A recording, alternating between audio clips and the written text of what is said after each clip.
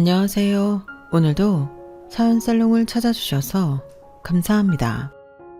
저는 남편의 유언대로 자식들에게 비밀을 만든 끝에 요양원에 갇힐 위기를 넘긴 80대 여성입니다. 저는 매일 새벽 수영을 갈 만큼 신체도 건강하고요. 오래전의 일을 어제 일처럼 기억할 만큼 정신도 또렷해요. 심지어 저는 제 또래보다 허리도 굽지 않았죠. 그렇게 건강 빼면 시체인 제가 요양원에 갈 줄은 꿈에도 몰랐어요. 그것도 치매를 이유로 말이에요. 이렇게 컴퓨터도 다루는 저인데요. 그걸 괜한 자리 차지였어요. 그만큼 저는 결백이라는 표현이 맞는지 모르겠지만 결백했어요. 치매가 아님을 증명하기 위해 노력했어요. 하지만 그건 오히려 중증이라는 오해를 받았어요. 저는 이대로 요양원에서 눈을 감는 게 아닐까 하는 불안한 마음이 들었어요. 그리고 그때 저는 아들과 며느리에게 충격적인 말을 들었죠. 그제서 저는 하늘에 있는 남편이 저를 도와주고 있었다는 것을 깨달았어요. 남편이 마지막까지 당부했던 말들이 사실이라는 것을 알 수 있었죠. 대체 무슨 이야기인지 궁금하시죠? 지금부터 시작할게요. 저는 처녀 시절 보험회사에 다녔어요. 그때 직장 상사가 제게 꾸준히 선을 보지 않겠냐고 했죠. 계속 거절하다가 지쳐서 받겠다고 했어요. 숙자씨, 정말 후회 안 할 거예요. 그 사람 그렇게 생겨도 땅 부자라니까. 땅 부자고 뭐고 간에 이번에 나가면 다시는 그런 부탁 안 하실 거죠? 안 하지. 오히려 숙자씨가 나한테 고맙다고 할걸? 또 그 소리. 정말 이번이 처음이자 마지막이에요. 저는 지겨운 일을 해치우는 심정으로 선자리에 나갔어요. 유명한 경양식집이었고 상대는 먼저 자리에 앉아 있었어요. 저도 일찍 온 건데 언제부터 기다리신 거예요? 아, 여기가 저희 가게 근처여서요. 일찍 문 닫고 나왔습니다. 저 때문에 그러실 필요 없는데 괜히 죄송하네요. 그러실 필요 없습니다. 식사 안 하셨죠? 여기 아세요? 알긴 알아요. 그럼 제일 유명한 메뉴로 2개 시킬까요? 저희는 그 경양식집에서 가장 유명한 돈가스를 시켜 먹었어요. 그리고 천천히 남자를 살펴보는데 옷도 머리 스타일도 전체적으로 검소해 보이더라고요. 정말 땅 부자로는 안 보였어요. 그런데 땅을 얼마나 가지고 계신 거예요? 네? 아, 저희요? 그거야 셀 수 없을 정도로 많죠. 뭐 찾으시는 땅 있어요? 아니면 빌라나 주택도 있어요. 와, 정말 대단하시네요. 언제 그렇게 모으셨어요? 뭐 이 정도는 기본이죠. 다른 데도 저희 정도는 가지고 있습니다. 그럼 그 땅이나 빌라나 주택 가지고 생활하시는 거예요? 그렇죠. 다른 데도 똑같은데요. 앞으로도 계속 그러실 생각이고요. 네, 나쁜 직업은 아니니까요. 에이, 그게 뭐가 직업이에요. 직업은 그런 게 아니죠. 솔직히 말하면 백수 아니에요? 네? 백수요? 땅 부자가 백수죠. 직업은 아니잖아요. 땅 부자요? 저는 복덕방 하는데요. 네? 아니, 팀장님이 땅 부자라고 해서.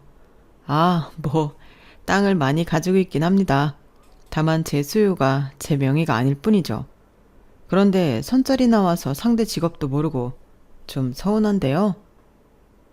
저는 오해를 한 것에 대해 연신 사과를 했어요. 그리고 속았다는 생각이 분하더라고요. 사실 선짜리를 주선한 팀장이 저를 놀리는데 선수였거든요.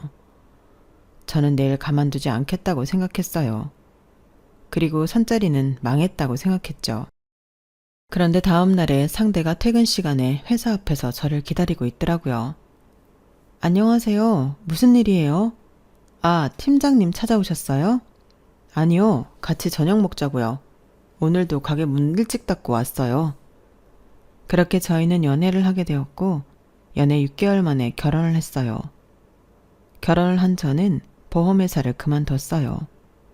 그땐 그럴 때여서 별로 서운하다거나 속상하지 않았어요. 그리고 아이를 가졌죠.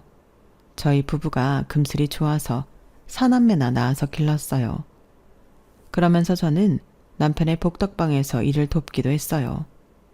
틈틈이 오래 일을 배우기도 했고 제가 일머리가 좀 있거든요. 그래서 나중에는 복덕방 일을 다 꿰뚫고 있었어요. 남편이 외근을 나가 없어도 복덕방이 굴러갈 정도였죠. 그런 저를 시아버지가 무척 예뻐했어요. 아가야, 너는 어쩜 그렇게 말도 잘하고 머리가 좋냐? 하나를 가르치면 열을 안다는 영재가 우리 며느리지 누구냔 말이야. 내가 데리고 같이 일하고 싶구나. 내가 월급 줄 테니 내 복덕방에서 일하지 않으련? 에이, 그래도 제 남편 도와야죠. 말씀만으로도 감사해요. 나는 네가 그래서 더 마음에 든다. 사람이 의리도 있어. 너는 정말이지? 남자로 태어났으면 대통령도 될 인물이다. 아니지. 대통령이 아니어도 큰 사람이 됐을 거야. 당신은 며느리가 그렇게 좋아요? 그런 칭찬 나한테는 한 번도 하지 않더니. 당신은 아직도 복덕방 일 제대로 못하지 않소. 이거 가져오라고 하면 틀림없이 저거를 가져오지. 안 그렇소? 그런데 우리 며느리는 이걸 가져오라고 하면 저것도 가지고 오고 배는 더 잘하지. 그러면서 시아버지는 공인중개사 제도가 도입된 이후에 공인중개사 자격증이 생기고 은퇴했어요. 그리고 남편이 자격증을 따기 위해 공부를 시작했는데 시아버지가 저도 해보라고 했어요. 아가야, 너도 한번 해보지 그러니? 부부가 같이 하면 더 좋지. 나도 이제 없는데. 그래도 제가 할 수 있을까요? 어려운 시험인 것 같던데. 더군다나 지금 막내가 고등학교 1학년이라 손이 많이 가서요. 너는 분명히 반드시 붙는다. 이 시아비가 장담하마. 애들 걱정이면 그래. 우리 막내 손녀가 고등학교 졸업하면 그때 도전해보거라. 그때 해도 안 늦는다. 저는 시아버지와 그렇게 하기로 약속을 하고 일단 막내가 좋은 대학에 입학하는 데 노력을 했어요. 솔직히 제가 하는 건 별로 없죠. 공부는 막내가 하는 거니까요. 하지만 저에게는 좋은 식사를 챙겨주고 같이 밤을 새면서 응원을 해야 할 의무가 있었어요. 엄마니까요. 그리고 첫째부터 셋째까지 대학을 보낼 때 늘 해왔던 루틴인데 막내만 뺄 순 없었어요. 그건 차별이잖아요. 저는 반드시 사남매를 차별 없이 키우고 싶었거든요. 그래서 저를 위한 투자는 뒤로 미뤘죠. 그런데 저를 향한 투자는 계속 미뤄지게 되었어요. 남편이 폐암 말기 선고를 받았거든요. 남편은 상태가 너무 심각해 입원을 해야 했어요. 남편이 없는 복덕방은 더 이상 운영할 수 없었죠. 제가 자격증이 있었더라면 끝까지 어떻게든 버티고 있었을 텐데 그게 아니었잖아요. 그리고 생활이 어려워진 저희 식구들은 집을 빼고 시아버지의 건물 가장 아래에서 생활해야 했어요. 반지하였어요. 하지만 그땐 그것도 감지덕지였어요.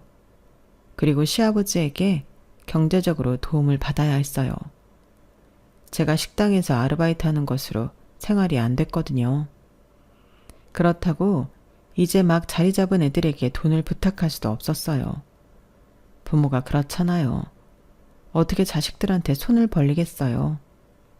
그리고 저는 식당에 출근하기 전과 퇴근을 하고 나서 매일 남편에게가 남편을 보살폈어요. 시어머니는 매일같이 절에 가서 기도를 하고 시아버지도 제가 식당에서 일을 하는 시간에 남편을 찾아와 남편을 보살폈어요. 모두 남편이 회복하기를 바랐죠. 하지만 남편은 끝내 일어나지 못했어요. 투병한 지 2년이 되던 해에 하늘나라에 갔어요. 남편이 하늘나라에 간 뒤에 저는 절망했어요. 제 인생에서 사별이라는 게 있을 줄은 단 한순간도 상상하지 못했거든요. 꿈에도 몰랐거든요.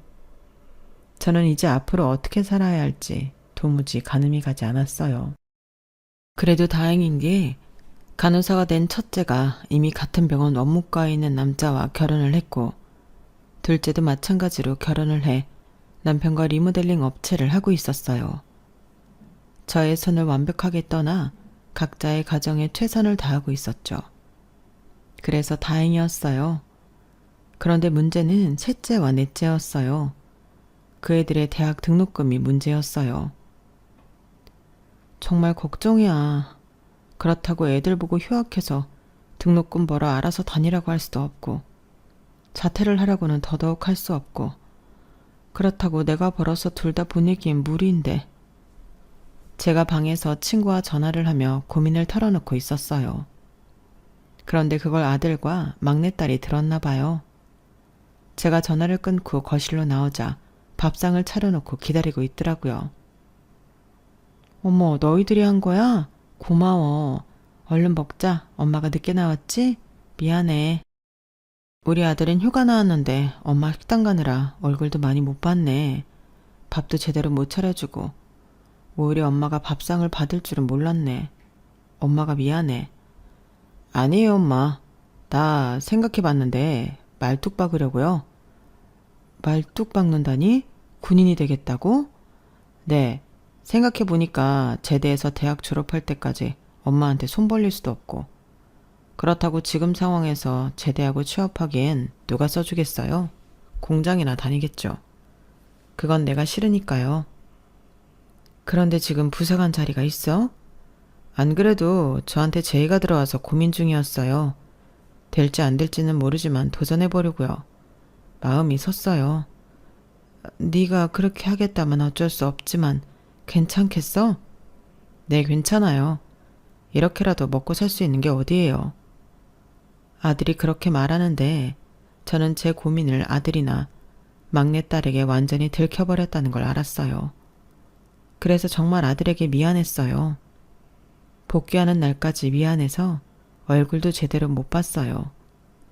그리고 막내딸은 그날 이후로 죽어라 공부만 하더라고요.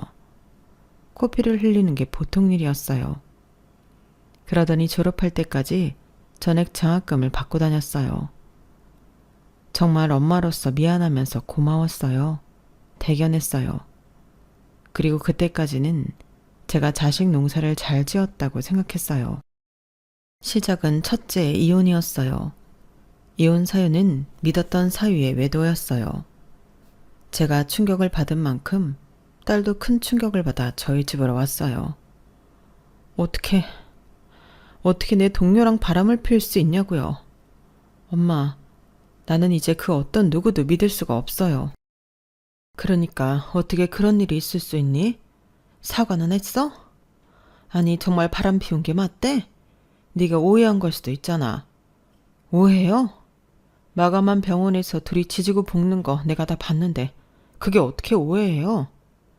내가 그때 지갑을 놓고 가길 천만 다행이지. 시인했니? 이혼은 하겠대? 소송할 거예요. 아주 빈털터리로 만들 거예요. 어차피 기책 사유는 그 인간한테 있어요. 애들도 내가 다 데려와야 하는 마당에 전 재산 다 달라고 할 거예요. 첫째는 정말 이혼 소송을 했어요. 그리고 다행스럽게도 원하는 만큼의 돈을 얻었죠. 위자료와 양육비를 넉넉하게 받았어요. 그리고 살던 집도 첫째의 명의가 되었죠. 하지만 그 이후로 첫째는 사람을 전혀 믿지 못하고 고슴도치처럼 나를 세웠어요. 상처가 좀처럼 아물지 않았죠. 그리고 첫째를 시작으로 장학금을 받고 다닌 학교를 졸업한 막내가 2년 동안 취직이 안 됐어요. 막내가 영문학과를 나왔는데 그 어디에도 서류 탈락이었어요. 그러자 막내는 공무원 시험을 준비했어요. 4년을 8급 공무원 시험에 도전해 떨어졌죠. 그리고 군무원 시험을 준비했는데 2년 걸리더라고요. 그러니까 총 8년을 백수로 지냈어요. 흔한 아르바이트도 하지 않았죠. 그건 제 탓이기도 해요. 공부만 해도 모자라니 일하지 말라고 했거든요. 그리고 제가 용돈을 줬어요. 물론 그것도 힘들었지만 시켜주지만 않을 뿐 제가 다 해준 것도 힘들었고 계속 시험에서 떨어지다 보니 막내의 히스테리가 엄청났어요. 솔직히 내쫓고 싶기도 했고 제가 나가고 싶기도 했어요. 그래도 결국에 붙었으니 다행이라고 해야 할까요? 그리고 둘째가 난임 판정을 받았어요. 여보세요? 웬일이야? 엄마, 저 오늘 산부인과 갔다 왔어요. 너 설마... 아니요. 그런 일이 있었으면 좋았겠지만 그런 게 아니라 저 난임이래요. 뭐 난임? 노산이 아니라 난임이라고? 노산도 노산인데 난임이래요. 검사해봤는데 배란 장애 때문이래요. 그래서 결혼 생활 한 6년 동안 자연적으로 애가 안 생긴 거였어요. 산부인과 의사한테 엄청 혼났어요. 왜 일찍 병원에 안 왔냐고. 너를 왜 혼내? 그런 걸 어떻게 알고 병원에 가니? 넌 아무 문제 없다. 무슨 문제가 없어요. 나 때문인데. 나 때문에 애가 안 생긴 거였는데. 강서방 문제일 수도 있잖아. 강서방은 아무 문제 없대? 검사해봤어. 아니 일단 그게 누구 문제인지 따져야 하는 게 아니잖아. 해결할 수 있대? 해결할 수 있으면 됐지. 인공수정밖에 방법이 없대요. 그리고 강서방은 아무 문제 없어요. 검사해봤고 내 문제예요. 엄마가 미안하다. 내가 널 가질 때 뭘 안 먹었어. 입덧이 너무 심해서 뭘 먹질 못했다. 그래서 그런 것 같구나. 미안하다. 엄마가 다 미안해. 그렇게 저희 모녀는 울면서 전화를 끊었어요. 그리고 저희 둘째 딸은 인공수정도 잘 되지 않아 지금까지 단 둘이 살고 있어요. 그럼 아들에게 무슨 일이 있었는지 궁금하시죠? 저희 아들은 의젓한 군인이 되어서 타지 생활을 했어요. 그러다 좋은 짝을 만나 27, 어린 나이에 결혼을 했어요. 저는 안 말렸는데 누나들의 동생의 결혼을 말렸죠. 너는 지금 군생활 몇 년이나 했다고 결혼을 해. 돈은 얼마나 모았는데? 그래, 너 결혼이 다 돈인 건 알고 있어? 게다가 6살이나 어린 여자면 21살? 너 사고 친 거야? 그래서 결혼하는 거야? 아니야, 사고 친 거 아니야. 그냥 내가 이런 사람은 다시는 만나지 못할 것 같아서 그런 거야. 영화 봤니? 그건 영화에서 쳐야 하는 대사고 결혼은 현실이라니까. 어디서 만났는데? 너 거기로 정근 간지 몇 달 안 됐잖아. 인터넷 채팅으로 만났어. 21살이지만 성숙한 친구야. 내가 여기저기 이동하는 것도 충분히 알고 이해하는 애라고. 그러니까 어리다고 너무 막 생각하지 마. 인터넷 채팅? 너 장난해? 결혼이 무슨 소꿉놀이인 줄 알아? 하지만 아들은 6살 어린 여자와 결혼을 했어요. 그리고 우려와 달리 아들 둘을 낳고 잘 살고 있죠. 아니, 잘 살고 있는 줄 알았죠. 그런데 어느 날 막내딸이 전화가 온 거예요. 엄마, 잘 지내요? 자주 전화해야 하는데 전군 가고 바빠서 전화를 자주 못했네. 잘 지내니까 걱정 마. 무슨 일이야? 아, 별건 아니고 내가 지금 오빠랑 같은 부대에서 근무하고 있는 거 알죠? 그럼 알지. 가끔 봐. 너무 바빠서 자주는 못 보지? 가끔 봐요. 가끔 가서 저녁도 먹고 그래요. 그런데 내가 전화를 한 건 오빠가 있잖아요. 네 오빠가 왜? 또 정근을 간다네요? 여기 온 지 2년밖에 안 됐는데. 근데 사실 군인이 정근을 자주 가긴 하지만 너무 자주 가는 건 문제가 있다는 거거든요. 네 오빠한테? 무슨 문제? 들어보니까 오빠가 부대마다 적응을 못하는 것 같더라고요. 저 지금 여기서 오빠가 친오빠라는 거 이야기도 못하겠어요. 오빠 이야기 나오면 다들 비웃고 욕하고. 어떤 점에서? 어떻게 했길래 그러는데? 뭐 하는 이야기는 일도 제대로 안 하면서 상사들 뒷공무니만 쫓아다닌다고 하더라고요. 진급하려고 생쇼를 다 하는데 상사들이 단물만 빼먹고 진급은 안 시켜주고. 그러다 보니 적응도 못하고 하니까 정근 보내고. 사실 오빠 근무하는 동안 얼마나 자주 정근 갔어요. 원래 그렇게 안 보내요. 진급이 어려운 부서라서 그런 거 아니야? 네 오빠가 그러던데? 그런 게 어딨어요? 잘하면 다 진급시켜주지. 이번에도 진급 못하는 것 같던데 계속 이런 식이면 제대해야 할걸요? 근데 오빠 고졸인데 어디에 취직하겠어요? 공장이나 다니겠지. 너는 무슨 네 오빠한테 그런 말을 해. 나도 속상해서 그래요. 그리고 아들은 정말 몇 달 뒤에 정근을 갔어요. 그렇게 20년 동안 아들은 7번이나 거처를 옮겼죠. 그리고 그동안 자가는 없었어요. 저는 딸들도 그렇지만 아들이 안쓰러웠어요. 그래서 아들이 정년퇴직에 얼마 남지 않았을 때 전화를 했죠. 아들아, 지금 바쁘니? 아니요, 무슨 일 있어요? 별건 아니고, 너 올해 정년퇴직한다며. 어디에 정착할 생각이니? 뭐, 와이프 고향으로 갈까 생각 중이에요. 거기에 가면 집 구할 수 있어? 자가로 말이야. 아, 그건 아니죠. 퇴직금이 얼마나 된다고 집을 사요. 요새 집값이 한두 푼도 아니고. 그럼 여기로 와라. 내가 지금 사는 집 주마. 평수가 좁진 않겠지? 34평 정도면. 네? 아니, 그래도 괜찮아요. 엄마가 가진 전 재산이잖아요. 네가 군대 생활 20년 하면서 여기저기 돌아다니며 고생 많았잖니. 내가 너한테 주는 제대 선물이다. 34평도 괜찮지? 아, 34평이든 뭐든 감사하죠. 정말이죠. 엄마, 누나들이 뭐라고 해도 나 주는 거죠? 아들이 제 선물을 무척이나 좋아했어요. 그렇게 저는 아들 부부가 귀향할 것을 기다렸죠. 그런데 아들 부부가 이사 날짜보다 앞선 날짜에 집에 왔어요. 그래서 같이 즐거운 이야기를 하며 점심을 먹었어요. 그런데 제가 자꾸 졸리더라고요. 그래서 잠깐 방에 들어가 눈을 붙였어요. 그런데 눈을 뜨니 병원이더라고요. 지나가는 간호사를 붙잡고 여기가 어디냐고 물었어요. 죄송한데 여기가 어딘가요? 네? 햇빛 요양원인데요. 요양원이요?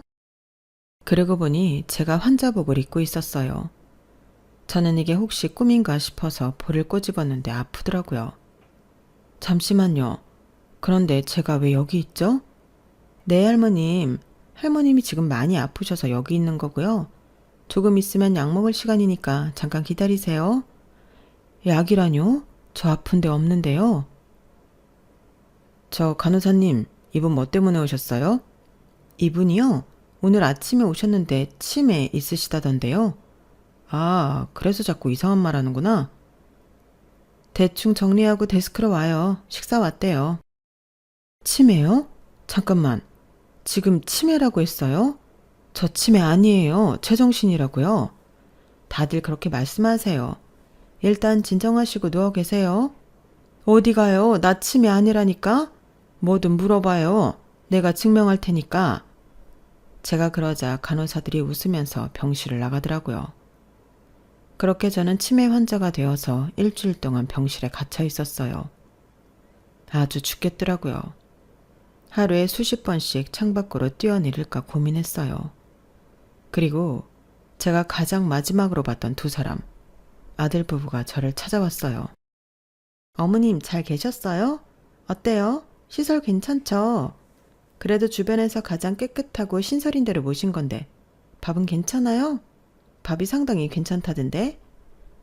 지금 이게 무슨 짓이냐? 멀쩡한 나를 왜 여기에 집어넣은 거야? 멀쩡하다뇨. 80 넘었으면 다 이런 데 오는 거죠 뭐. 밖이 얼마나 위험하다고요. 여기 필요한 거 좀 챙겨왔어요. 더 필요한 거 있으면 말씀하시고요. 네가 이러고도 내 아들이냐? 내 며느리야? 내가 어떻게 치매야? 나 아직도 네 주민등록번호 외우고 있다. 이런 내가 어떻게 치매냐고. 도대체 무슨 속셈이야? 무슨 속셈은요. 34평이잖아요. 그 집에 말이에요. 34평이라 엄마 모시고 살기엔 좁잖아. 그렇다고 엄마를 내쫓아? 그럴 순 없지. 그래서 이렇게 한 거예요. 엄마도 좋고 우리도 좋으려고. 어차피 엄마 지금보다 더 늙으면 여기 들어와야 돼. 좀 일찍 들어왔다고 생각해요. 뭐? 어떻게 엄마한테 그런 말을 하니? 엄마, 생각해봐요. 엄마가 이제껏 나한테 준 게 그 집밖에 없는데 줄 거면 제대로 줘야지. 엄마, 그 집에서 나갈 생각이었어? 아니었잖아. 같이 살 생각이었잖아. 내가 어리면 몰라도 다 컸는데 내가 왜 엄마랑 같이 살아요? 아가야, 너도 그렇게 생각하니? 너도 그렇게 생각해서 이 어처구니 없는 계획에 동참한 거야? 말을 해봐라, 말을. 괜히 엄한 사람 붙잡지 말아요. 그런다고 안 바뀌니까. 누나들이랑 동생한테도 엄마 치매 걸린 것 같다고 다 말해놨어요. 그러니까 괜히 전화하지 말고. 그리고 아들에게 전화가 와서 아들이 잠깐 병실을 나갔어요. 저는 화를 주체하지 못해 격한 숨을 쉬고 있었어요. 그러자 며느리가 창문을 열더라고요. 너무 나쁘게 생각하지는 마세요. 남편 말대로 어차피 나이 들면 들어가는 데니까. 뭐라고? 그리고 어머님 돌아가시면 어머님이 딱 하나 가진 그 집 저희한테 오는 거잖아요. 그거 미리 주셨다고 생각하세요. 그럼 좀 덜 억울하겠죠?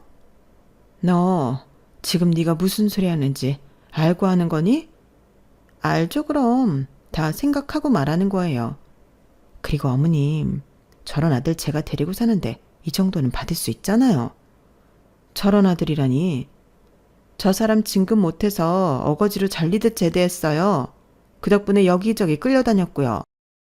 이사는 이제 정말 지긋지긋해요. 그동안 제가 잃어버린 명품만 몇 가지인지 아세요? 상상도 못할 거예요. 내가 우리 아들이랑 결혼하라고 했니? 네가 결정한 거잖아. 그런데 왜 나한테 뒤집어 씌우니? 정말 그렇게 생각하세요? 그래요. 물론 21살에 아무것도 몰라서 저 사람과 결혼한 제 잘못도 있죠. 하지만 저렇게 키운 사람은 어머님이잖아요? 뚫리님이라고 막말하는구나. 네, 어차피 다시는 안 찾아올 건데 뭐 어때요? 그리고 어머님 정말 아직 건강하던데요? 수면제 반알로 깊이도 잠들더라고요. 약발 잘 받네요. 그 덕에 일이 쉬웠어요. 네가 나한테. 그러니까 애초에 나가지 그랬어요. 제가 무슨 죄를 지어서 이 나이에 시댁살이를 해요. 그때 한 간호사가 들어왔어요. 그 간호사를 보더니 며느리가 반갑게 부르더라고요. 그러면서 음료 박스를 건넸어요. 그때 여자의 촉이 발동했어요. 저기에 분명 뭔가 있을 거라고 생각했죠. 그래서 저는 아들 부부가 간 뒤에 데스크로 갔어요. 머리가 아프니 약을 달라고 했죠. 지금 약 못 드려요. 진단이 필요해서요. 그러니까 잠깐 병실에 계세요. 아니, 지금 머리가 아파 죽을 것 같다니까? 타이레놀이라도 좀 줘요.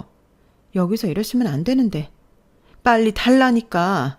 아니면 저기 음료수라도 좀 줘요. 화나니까 당 떨어지네. 저건 제게 아니라서 못 드려요. 그럼 내가 열까? 아, 이러시면 안 되는데. 잠시만요. 그러면서 간호사가 음료 박스를 여는 순간 봉투가 있었어요. 저는 데스크 안으로 들어가 봉투를 집어 열어봤어요. 역시나 돈이 들어있더군요. 여기에 왜 돈이? 그리고 사람들이 모여든 순간에 아까 며느리에게 음료 박스를 받은 간호사가 왔어요. 봉투를 보더니 놀라 낚아채더라고요. 이게 뭔지 지금 나한테 설명해요. 왜 남의 물건에 손을 대세요? 내 며느리한테 받았지.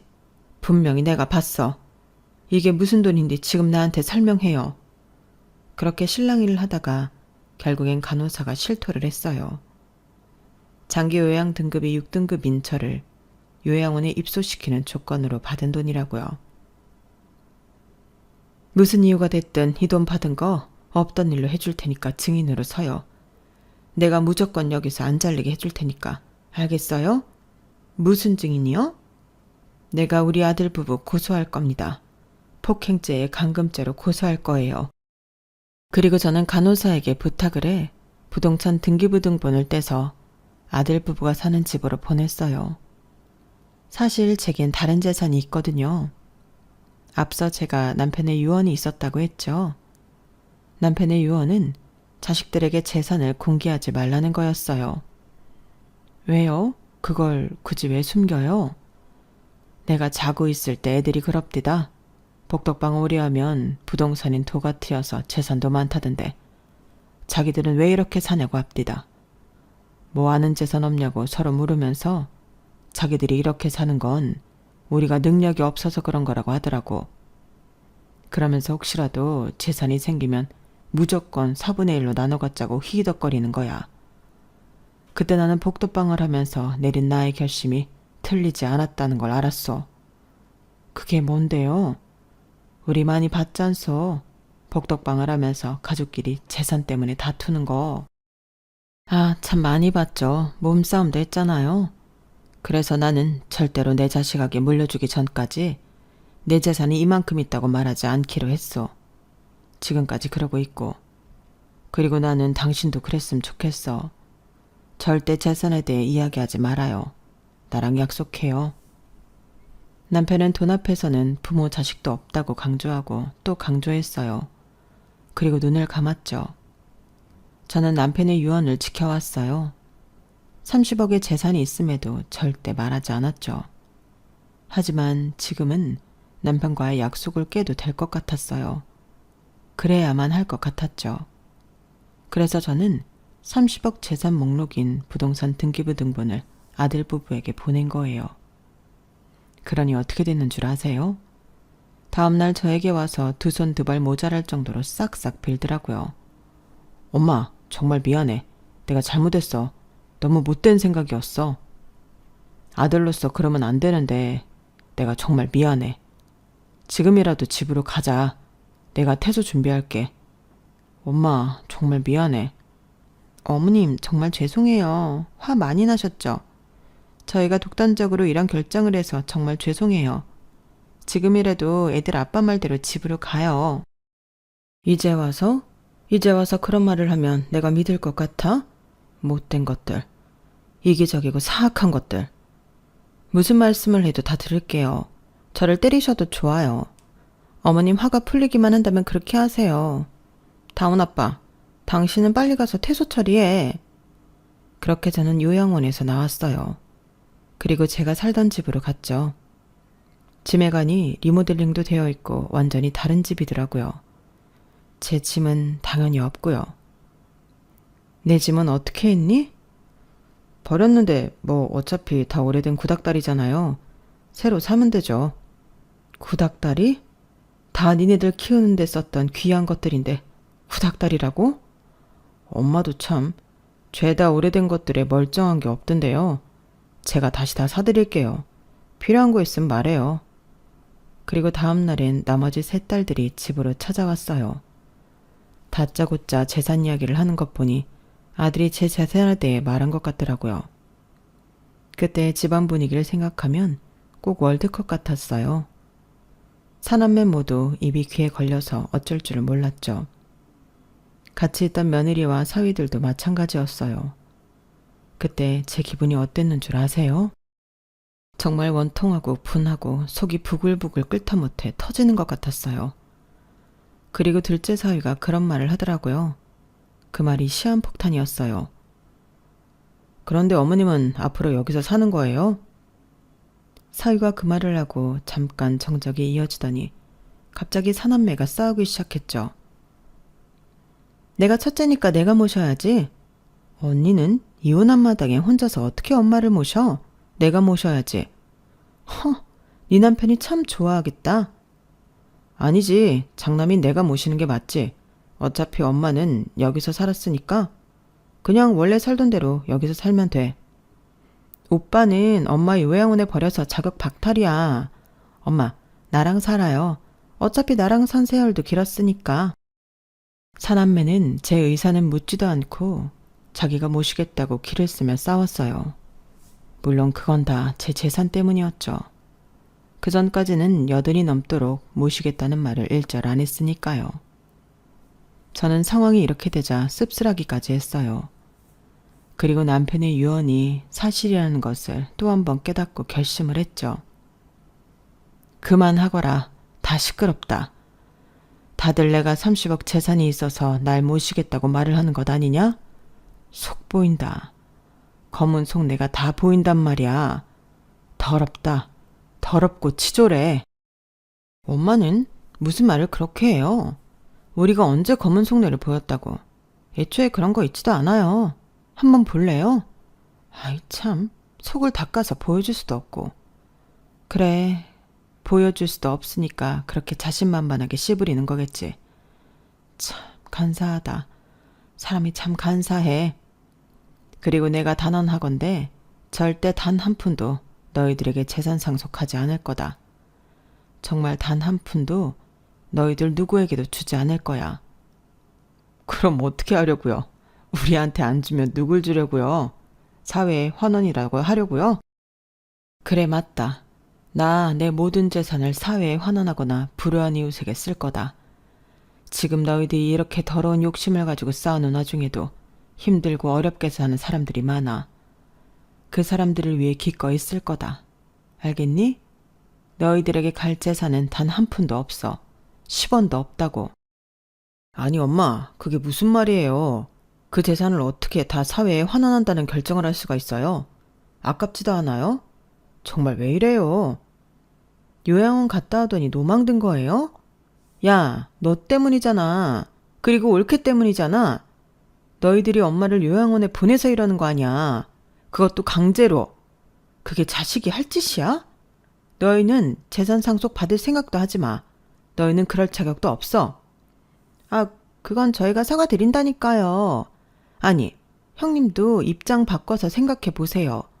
어떻게 이 나이 먹고 시댁살이를 해요. 어차피 어머님도 연로해서 요양원 갔어야 했어요. 미리 좋은데 자리 날 때 보내드린 거죠. 어디서 구렁이처럼 넘어가려고. 이제 와서 그런 말 해봤자 달라지는 건 없어. 사남매와 며느리의 사이들은 제 결정을 진지하게 받아들이지 않았어요. 그래서 제가 화가 나서 밥상을 엎었어요. 아주 늙고 힘없다고 내 말을 네 집 개소리로 생각하는구나. 그래, 내가 보여주마. 내 결정이 견고하다는 걸 보여주마. 제가 그러자 모두 두 손을 싹싹 빌었어요. 손에서 냄새가 날 정도로 빌었죠. 그러면서 각자 자기가 더 불쌍하게 컸다는 거예요. 저는 최선을 다해 애들을 부족함 없이 키웠는데 그런 소리를 들으니 또 슬퍼지더라고요. 그런데 그 와중에 며느리가 저를 의심하더군요. 그런데 정말 그 30억 어머니 재산 맞아요? 남의 재산 가지고 저희 놀리는 거 아니에요? 뭐? 사실 그렇잖아요. 그런데 왜 이제껏 말 안 하다가 이제 와서 말해요? 저희 모두 다 살면서 한 번씩 힘들었는데 그때 경제적으로 도움 준 적도 없잖아요. 이 서류 다 거짓말이죠? 저는 기가 막혔어요. 그런데 나머지 식구들이 며느리 말을 믿으며 저를 의심하더라고요. 저에게 증거를 대보라고 했어요. 살던 아파트와 여기 목록에 있는 아파트는 네 아버지가 나한테 유산으로 남긴 거다. 세 채 합쳐서 10억쯤 되겠네. 그중 한 곳은 앞으로 재개발된다고 하더구나. 나머지도 어떻게 될 줄 모르지. 그리고 이 숙박업소는 5층짜리 건물이고 25억쯤 한다. 이건 네 할아버지 유산으로 내가 투자한 거야. 한 10억 정도 이득 봤지. 너희들 기를 때는 이 정도 돈은 없었다. 이 정도 설명이면 됐니? 그리고 이 서류가 증거인데 대체 무슨 증거가 필요하다는 거니? 그럼 엄마가 노인연금으로만은 생활한 게 아니라는 거예요? 그렇지. 월세도 받고 숙박업소 운영해서 번 돈도 있고. 어떻게 우리를 속일 수가 있어요? 전 그것도 모르고 이제껏 엄마 용돈 드렸잖아요. 내가 받았어야 했는데. 용돈? 명절이랑 어버이날에만 주던 용돈 말하는 거냐? 물론 주는 것 자체가 고맙지만 내 생활에 큰 도움은 안 됐다. 그리고 너희에게 경제적으로 지원하지 않은 건 너희 아버지의 마지막 유언이야. 너희 아버지는 언제나 너희들이 독립적으로 크길 바랐다. 그래서 나에게 절대 재산을 공개하지 말라고 그랬어. 죽는 날까지도 그 말을 했다. 아버지가 그랬다고요? 참, 아버지도 너무하네. 자식들한테 이렇게 인색해도 되는 거예요? 안 그래 언니? 야, 너 멍청이야? 그런 말을 이제 와서 하면 뭐해? 이미 지나간 일이야. 엄마, 얘가 하는 이야기는 그냥 듣고 흘려요. 저희는, 적어도 나는 절대 엄마의 선택이 틀렸다고 생각하지 않아요. 아버지의 유언도 일리가 있다고 생각하고요. 우리 엄마 아버지 누구보다 현명한 사람이니까 다 이해해요. 그러니까 사회에 환원한다, 기부하겠다 그런 말도 안 되는 소리는 하지 마세요. 아시겠죠? 이제 자식들은 거의 저를 협박하더군요. 그래서 저는 자식들과 며느리 사위들에게 아들 부부를 고소하겠다고 했어요. 네? 저희를 고소해요? 그래, 너희들을 폭행죄와 감금죄로 고소할 거다. 저희가 언제 어머님을 폭행하고 감금했다고 그래요? 그런 증거가 어딨어요? 폭행이 무조건 때리고 맞아야만 폭행인 줄 아니? 너희들이 고의적으로 악의적으로 나에게 그렇게 한 것도 폭행이다. 그리고 너희가 나를 가둬야만 감금이냐? 너희들이 계획적으로 요양원에 넣은 것도 감금이지. 내가 다 물어봤다. 너희들 충분히 고소할 수 있다더라. 그리고 증거? 증거는 없어도 증인은 있고, 그리고 없다면 증거야 너희들이 그랬던 것처럼 만들면 돼. 내가 그것도 못하겠니? 그러자 아들 부부가 눈물을 흘리며 제 앞에서 무릎을 꿇고 싹싹 빌었어요. 엄마, 잘못했어요. 다시는 그런 일 없는 거예요. 제발 한 번만 봐주세요. 제가 감옥 가면 우리 애들한테 뭐가 돼요? 한 번만 봐주세요. 제가 정말 죄송해요. 어머님, 그런 생각하지 마세요. 저희가 정말 잘못했어요. 애들 아빠 말대로 저희가 감옥 가면 애들 볼 면이 안 서요. 어머님도 엄마시니까 아시잖아요. 그래, 나도 엄마니까 안다. 얼마나 쪽팔리겠니? 아마 너희들 감옥 가면 애들 혼삿길도 막힐 거다. 그러니까요. 엄마가 애들 얼마나 아껴요. 그렇게 둘 순 없잖아요. 그러니까 고소는 하지 말아주세요. 아니, 그럴 순 없다. 나도 자식이고 부모기 때문에 도저히 너희들의 악행을 참을 수가 없어. 벌 받아야 한다. 벌 받아 마땅해. 그리고 저는 정말 아들 부부를 고소했어요. 재판을 했죠. 저의 요구로 국민참여재판으로 진행되었어요. 며느리에게 돈을 받은 간호사가 증인으로 신청되었고, 제가 고용한 사설탐정이 찾아낸 명백한 증거가 도움이 되었어요. 재판 내내 저는 배심원들에게 엄청난 동정심을 받았고, 아들 부부는 폭행죄와 감금죄가 인정되어 징역 2년을 선고받았어요. 사실 벌금형으로 끝날 수도 있었지만 죄질이 나쁘고 반성의 기미가 보이지 않아 징역형을 선고받았어요. 징역형을 선고받자 아들은 항소를 하겠다고 소리를 질렀고 며느리는 내내 울었어요. 그리고 아들 부부는 뭐가 억울했는지 모르겠지만 항소를 하더군요. 하지만 항소를 하고 난 뒤에도 판결은 동일했어요. 징역이었어요. 그렇게 아들 부부를 감옥에 보내는데 성공했어요. 그리고 아들 부부가 끌려가기 전에 손자가 제가 있는 앞에서 아들 부부에게 그러더군요. 앞으로 어머니 아버지 얼굴 못 볼 것 같아요. 저도 살아야죠. 결혼도 해야 하고요. 감옥살이한 부모를 두느니 차라리 구하라고 할래요. 그럼 이제 앞으로 저한테 연락하지 마세요. 찾아오지도 말고요. 아니, 어떻게 부모한테 그런 말을 하니? 내가 너를 그렇게 키웠어? 아버지가 그런 말 하면 안 되죠. 할머니를 강제로 요양원에 가둔 주제에 그런 말을. 그것도 할머니 앞에서 하면 안 되죠. 염치도 없네요. 부디 감옥에서 진정으로 뉘우치길 바라요. 그리고 할머니, 제가 대신 죄송합니다. 앞으로 찾아뵐 일은 없겠지만 건강하세요. 손자가 자리를 떠나고 아들 부부는 허망한 표정을 한 채로 감옥으로 끌려갔어요. 재판을 마치고 큰딸의 차를 타고 집으로 갔어요. 아들의 명의에서 제 명의로 옮긴 되찾은 저의 집으로요. 그리고 나머지 자식들도 모두 저희 집으로 모였죠. 분위기는 조금 먹먹했어요. 다들 쉽게 말을 꺼내지 못했는데 막내딸이 입을 열었어요. 그럼 정말 오빠는 빨간 줄 그이는 거야? 너는 다 보고도 그런 걸 왜 물어? 당연히 그렇지. 뭐 잘못하긴 했으니까. 그런데 기분이 좀 이상하네. 아까 조카가 하는 말 들었지? 걔도 그렇게 안 봤는데 참 애가 냉정하네. 아무리 그래도 자기 부모인데 감옥에 갔다고 버리냐? 그렇게 생각할 것도 없어. 어차피 걔가 책임져야 했어. 그리고 조카의 결정도 전혀 이해가 안 되는 것도 아니잖아. 그럼 우리 재산 분할은 3분의 1 하면 되는 건가? 그렇지. 걔는 이제 우리 집안 사람 아니야. 내가 걔 충격받을까봐 그 말을 못했는데 내가 엄마였으면 호적에서 아예 파버렸을 거야. 쪽팔리게. 어떻게 그런 걸 자식으로도? 안 그래요, 엄마? 그건 내가 알아서 하마. 너희들하고 상의할 문제도 아니고. 그런데 아까 재산 얘기했니? 내가 분명히 말했잖아. 재산은 사회에 환원하거나 기부할 거다. 그 생각은 변함없어. 엄마, 자꾸 그럴래요?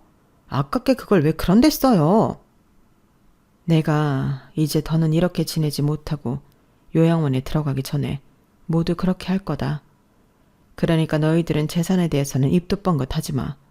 무슨 수를 생각하지도 마라. 잔머리 굴려봤자 다 들려. 네 동생, 네 오빠를 보면 모르니? 너희들도 감옥 가고 싶으면 뭐든 해봐라.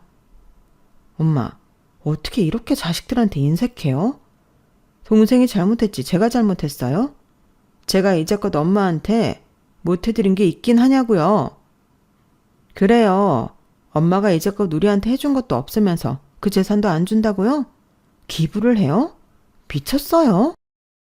더 말하기도 입 아프다. 나는 내 뜻을 전했으니 더 이야기 안 하마. 다만 덤비려거든 각오해라. 너희들이 무슨 수를 쓰면 나는 더한 수를 쓸 테니까. 엄마, 이런 식이면 저 이제 앞으로 여기 안 올 거예요. 엄마 쳐다도 안 볼 거라고요. 맞아요. 저 앞으로 이 집 방향으로 눕지도 않을 거예요. 그래, 그렇게 해라. 나도 이런 자식들이면 다 필요 없다. 차라리 고독사를 하는 게 낫겠다. 그게 내 마음이 편하겠어. 제가 그렇게 말하자 딸들은 모두 저희 집을 나갔어요. 그리고 정말 다시는 저를 찾아오지 않았죠. 저는 외톨이가 되었어요. 하지만 그만큼 걱정이 없었죠. 제가 뭐 가족이 아니면 입에 거미줄 치고 살까봐요. 저 지인이며 아직 살아있는 친구들 많아요. 저는 제게 남은 사람들과 함께 지내면서 즐거운 노후를 보내고 있어요.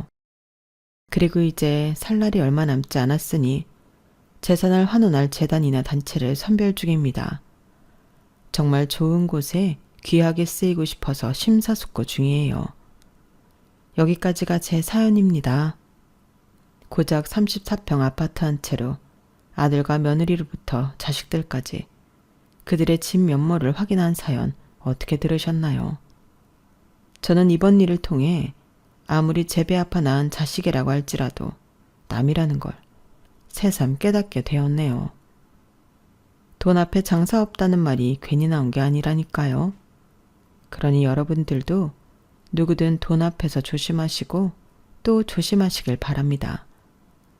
여러분들의 앞날이 풍요롭기를 간절히 바랍니다. 여러분, 사연 댓글에 응원과 현명한 조언 부탁드려요. 좋아요와 구독은 저에게 큰 힘이 됩니다. 오늘도 좋은 일 가득하세요.